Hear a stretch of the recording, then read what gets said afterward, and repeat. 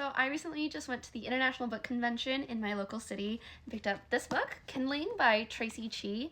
It piqued my interest because the little that I know about Japanese history from the single course I took on it in college, the blurb on the back really reminded me of kind of what happened with samurai.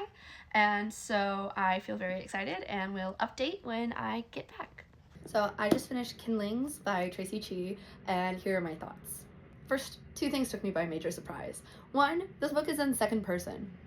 And second, it's queer. I was so excited. I did not crack this book open even slightly before buying it. I just read the back and was really excited.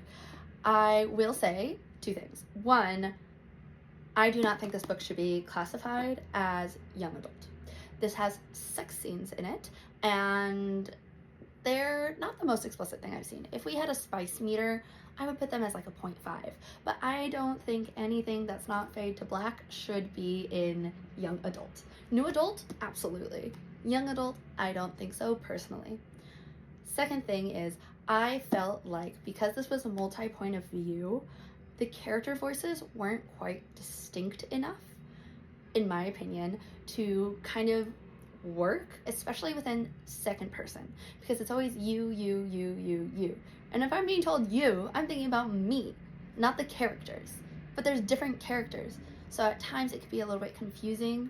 As the story went on, the voices felt more distinct from each other, but especially in the beginning, I was really struggling to remember whose point of view I was reading from.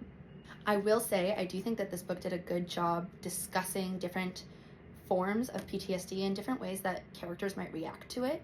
Everyone had different reactions, and with that being said, I will say there is alcohol abuse in this book. It is not glorified at all. It is actually very, very heavily criticized, but if that is a problem for you or a trigger for you, maybe stay away. I don't think that the back of this book did a very good job about describing what the story was actually about, and so I think that might disappoint a few people based on what they're expecting.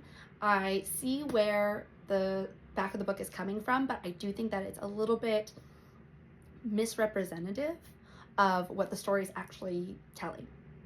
Overall, I gave this book, I think, a 3.5.